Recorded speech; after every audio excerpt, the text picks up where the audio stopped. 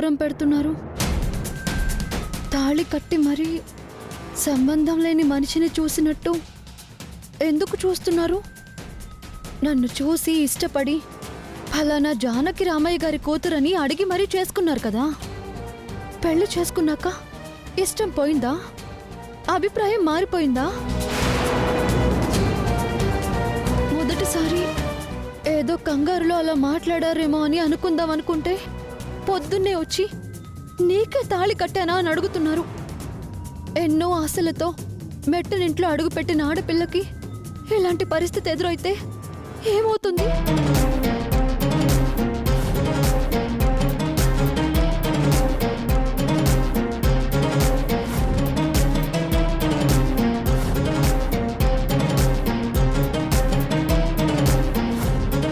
నేను ఈ ప్రశ్న అడగడంలో తప్పే ఉంది.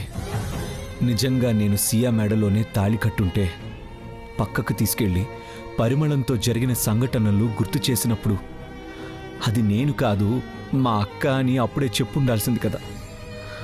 మరి చెప్పకుండా నా చెయ్యెందుకు పట్టుకుంది? అంటే సియాకి కూడా అంతా తెలిసే మౌనంగా ఉందా? అదేదో నేరుగా సియాని అడిగితే?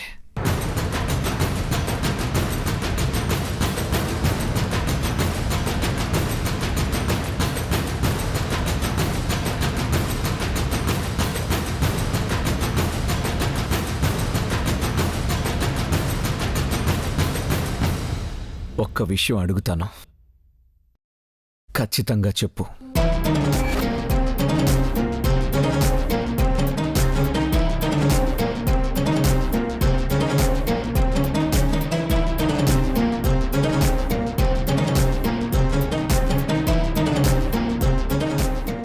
ఈసారి మళ్ళీ ఏమడగబోతున్నారు?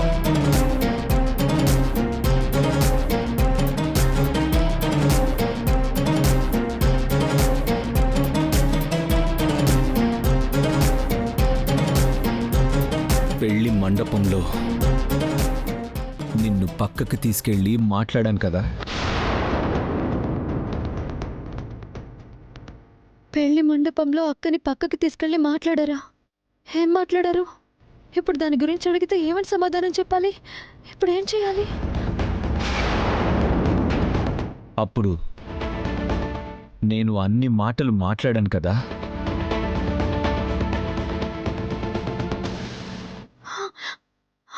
ఇక చాలు. ఈ కొత్త ప్రశ్నలు వింటుంటే పిచ్చెక్కిపోతుంది. నేను భరించలేను.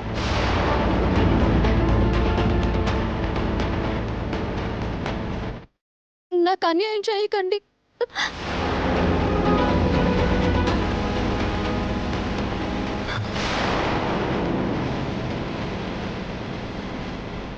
ఎంత వినయం, ఎంత పతిభక్తి!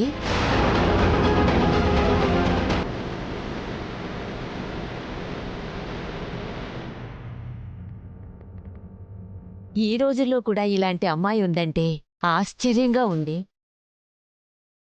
ఇదంతా మీ నాన్న గొప్పతనం. పిల్లల సంస్కారం తల్లిదండ్రుల పెంపకం మీదే ఆధారపడి ఉంటుంది. మనవడా, నీ సెలక్షన్ సూపర్రా. ఈ ఇంటికి తగ్గ కోడల్ని తీసుకొచ్చావు. ఈ వంశం గౌరవం మర్యాద నిలబెట్టే కోడల్ని తీసుకొచ్చావురా.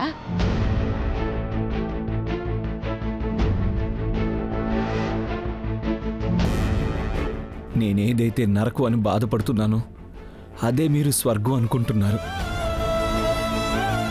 నేను పెళ్లి చేసుకోవాలనుకున్న అమ్మాయి వేరే నాన్నమ్మ. ఈ విషయం మీకు ఎలా అర్థమయ్యేలాగా చెప్పాలి? అమ్మా సియా, చుట్టాలు బంధువులు అందరూ వచ్చే వేళయింది. వంట చేయాలి, పదా. ఆగమ్మా, ఏంటమ్మా నల్లబట్టలేసుకున్నావు? వెళ్ళి వేరే చీర కట్టుకో. ఈ నరకం భరించడం నా వల్ల కాదు. వెంటనే దీనికి ముగింపు పలుకుతాను.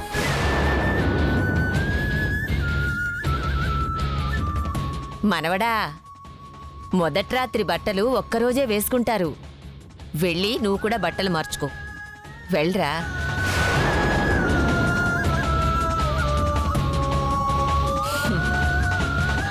అమ్మా సియా, తొందరగా రామ్మా, అందరూ వచ్చేస్తున్నారు.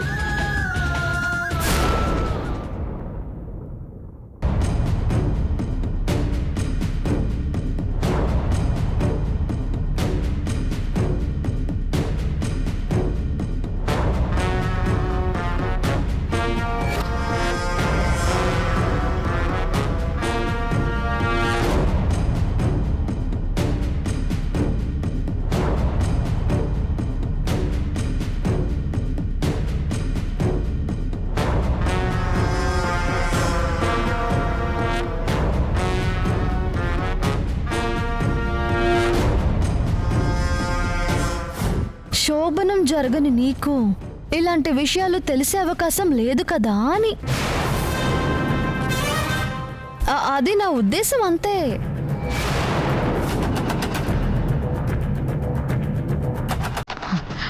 నా మొగుడు చేతకాని వాడని నా దురదృష్టాన్ని వెక్కిరించింది. ఇది వంటల పరీక్షల్లో నెగ్గకూడదు. నగలు దీని చేతికి దక్కకూడదు. అయితే చెడగొట్టడానికి గట్టిగా ఏదైనా ప్లాన్ చేద్దామా? అవసరం లేదు. దాని టెన్షన్ చూసావా? ఎప్పుడు వంటగది మొహం చూసినట్టు కూడా లేదు. అది ఫెయిల్ అయిపోతుంది. వీళ్ళేమో వంటగదిలోకి తోసేలా ఉన్నారు. అక్క ఇంకా రాలేదు. ఏం చేయాలి? ఏంటమ్మా, ఇంతమందికి వంట చేయమనేసరికి కంగారుగా ఉందా? అమ్మవారిని తెలుసుకుని మనసు పెట్టి వంట చేయి, రుచి అదే కుదిరిపోతుంది.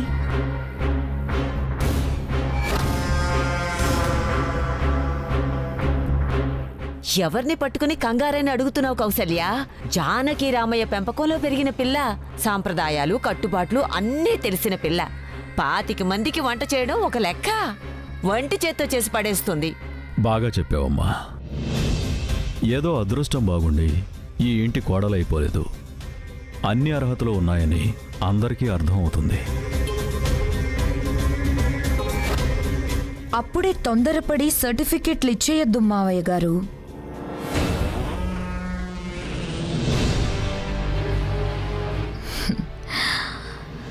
వండనివ్వండి, రుచి చూడనివ్వండి. అప్పుడు తెలుస్తుంది ఈ పప్పులు ఉడుకుతాయో లేదో. నీకున్న సినిమా పిచ్చికి ఎప్పుడు నువ్వు వంటగది మొహం కూడా చూసుండవు. శోభనం గదిలో మేనేజ్ చేసావు కదా, ఇప్పుడు ఇక్కడ ఎలా మేనేజ్ చేస్తావు చెయ్యి, నేను చూస్తా. ఏంటి, చిన్న కోడల్ని బెదిరిస్తున్నావా? ఒంటి మీద బట్ట కూడా నలగనేవో. నువ్వీ పరీక్ష పాసవగాలేంది, జానకి రామయ్య కూతురు పాసవదా?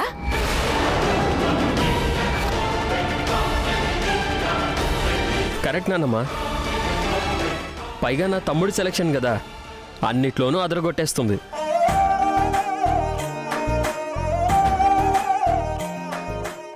పెళ్ళాన్ని సంతోషంగా ఉంచడం చేత కాదు గాని సటైర్లు మాత్రం బాగా వేస్తాడు. వీళ్ళేమో వంటల రుచి చూడాలంటున్నారు. నాకేమో వంట రాదు. అక్కేమో ఇంకా రాలేదు.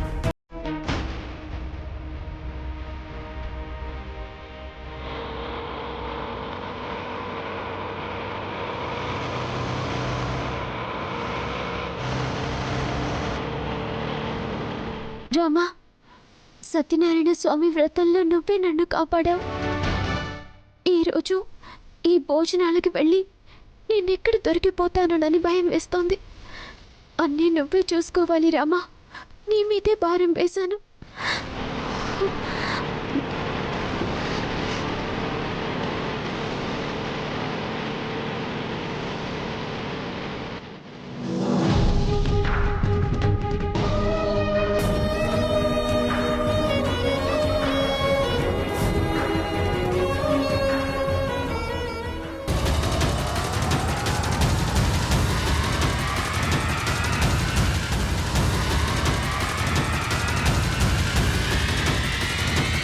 ఒరే మనవడా, ఎక్కడికి వెళ్ళిపోతున్నావు?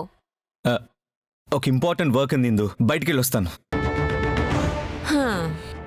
ఇక్కడ అంతకన్నా ముఖ్యమైన పనుంది నాన్నా.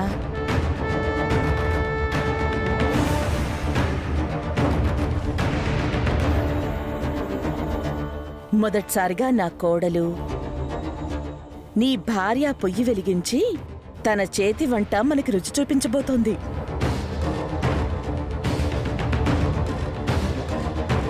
అందుకే భయపడి పారిపోతున్నట్టున్నారు మరిది గారు.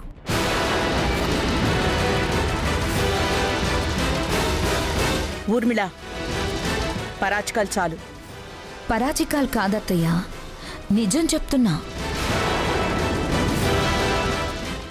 నిజంగా భార్య మీద ప్రేమ ఉన్నవాడైతే ఈ టైంలో భార్య పక్కనే ఉండి ప్రోత్సహించి పరీక్షలో నెగ్గేలా చేసి తనకివ్వబోయే నగల్ని ఆయన చేత్తో అలంకరించి మురిసిపోవాలి కదా.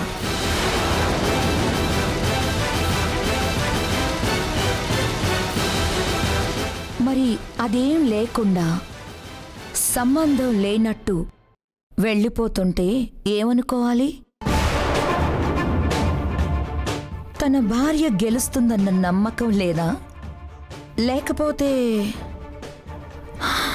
ఇక్కడుండే పరిస్థితులేమన్నా లేవా?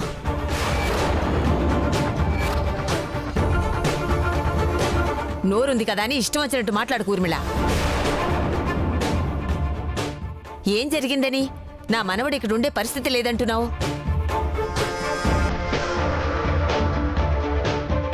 ఏ నాన్నా, సియా ఈ పరీక్షలో నెగ్గుతుందన్న నమ్మకం లేదా?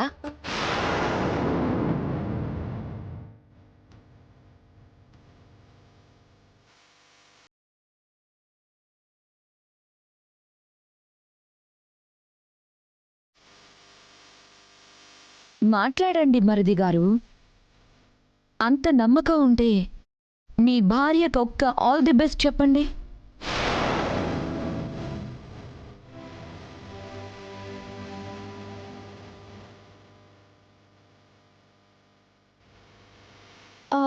ఆయన ఇందాక గదిలోనే ఆల్ ది బెస్ట్ చెప్పారు.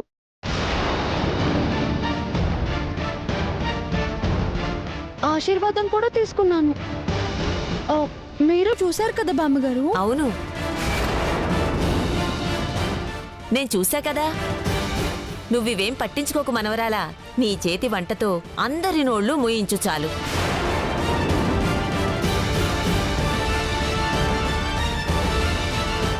వెళ్ళు, తొందరగా కానివ్వు. అందరూ వచ్చే టైం అయింది. వెళ్ళమ్మా, వెళ్ళు. మళ్ళీ ఎక్కడికి రా.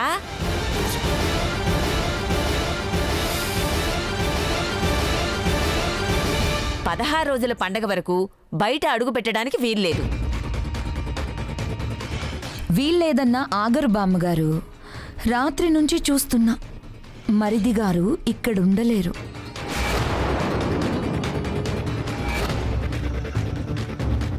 ఇక నువ్వు నోరు మూసుకుంటే మంచిది ఊర్మిళ.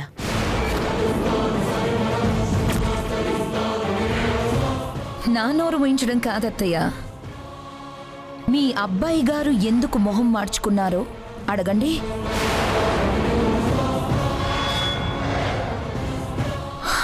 రాత్రి నుంచి దేవాంశ్ అలాగే ఉన్నాడు. కనీసం ఒక్కరైనా గమనించారా?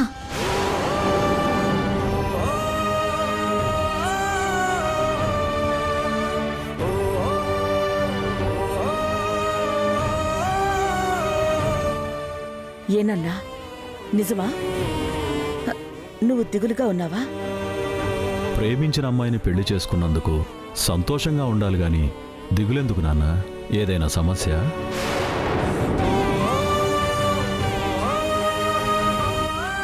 చెప్పుదేవా, ఇందాక ఈ విషయం గురించే నాతో మాట్లాడాలనుకున్నావా?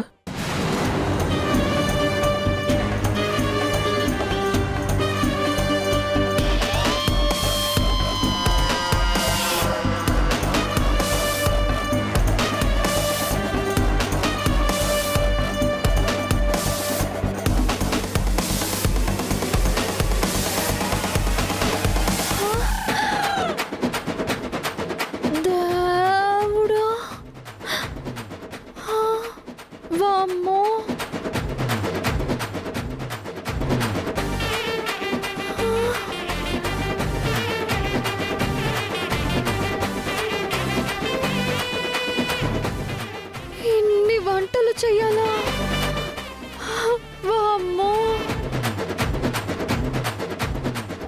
మాట్లాడవేంట్రా?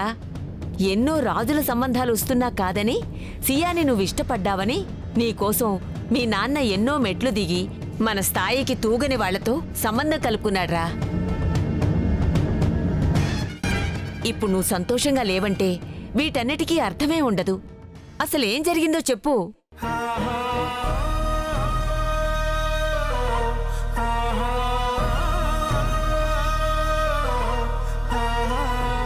చెప్పండి మరిది గారు, మీ బాధకి కారణం ఏంటి? మీరు ఊహించనిది, జరగకూడనిది ఏమీ జరగలేదు.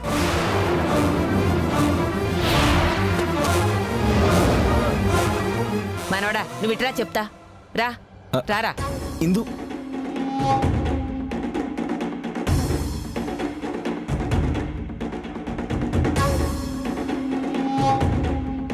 ఇప్పుడు చెప్పు, ఏంటి నీ సమస్య?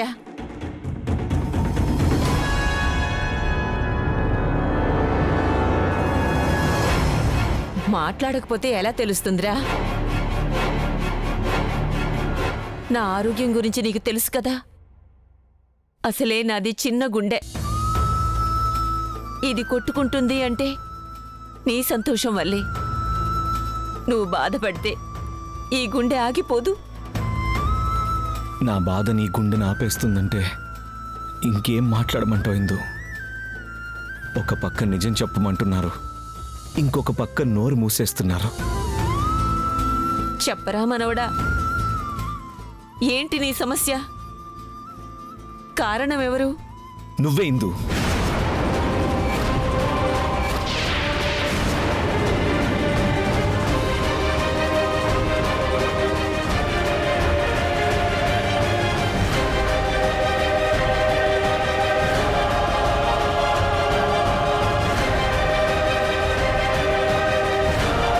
నేనా? అవును, నువ్వే. ఆ రోజు గాజులు తొడగడానికి మీరు వెళ్ళినప్పుడు నీతో పాటు నన్ను కూడా లోపలికి తీసుకెళ్ళుంటే ఈరోజు ఈ పరిస్థితి వచ్చి ఉండేది కాదు.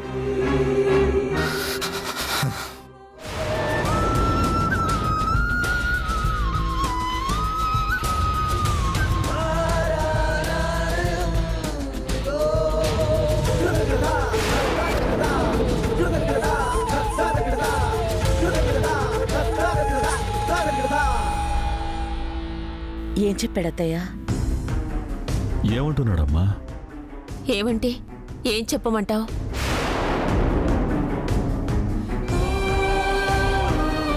ఆ రోజు సియాకి గాజులు తొడగడానికి వెళ్ళినప్పుడు వాణ్ణి బయటే ఉంచి నేను లోపలికి వెళ్ళాను కదా, అందుకోసమని ఇలా ఉన్నాడట.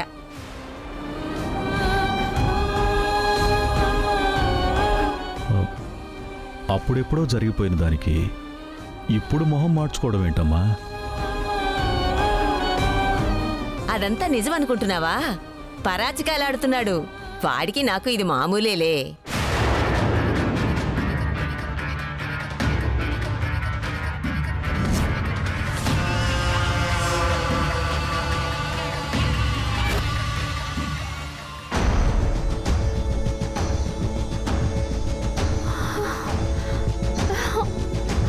అక్క ఇంకా రాలేదు. ఈ వంటలు ఎలా చేయాలి? స్టవ్ వెలిగించడం కూడా రాదు. వంట చేయమంటే కాలు కాలిన పిల్లిలా అలా తిరుగుతున్నావేంటి తోడి కోడలా? కొంపతీసి ఎవరైనా వచ్చి సాయం చేస్తారేమో అని ఎదురు చూస్తున్నావా ఏంటి?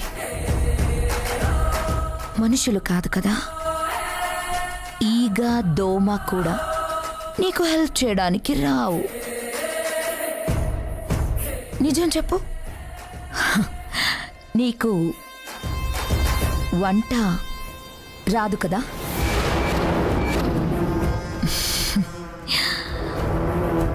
వచ్చినట్టు బిల్డప్ ఇస్తున్నావు కదా?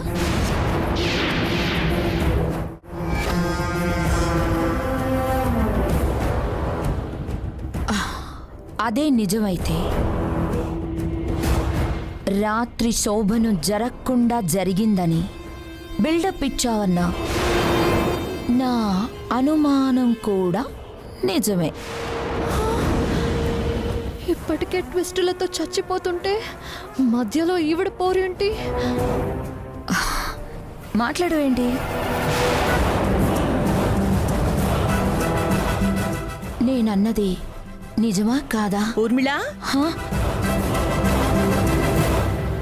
ఇక్కడేం చేస్తున్నావు? సియా ఎలా వంట చేస్తుందో చూస్తున్నానత్తయ్యా. నువ్వేం చూడక్కర్లేదు, తను చూసుకుంటుందిలే. ఏంటి చూసుకునేది?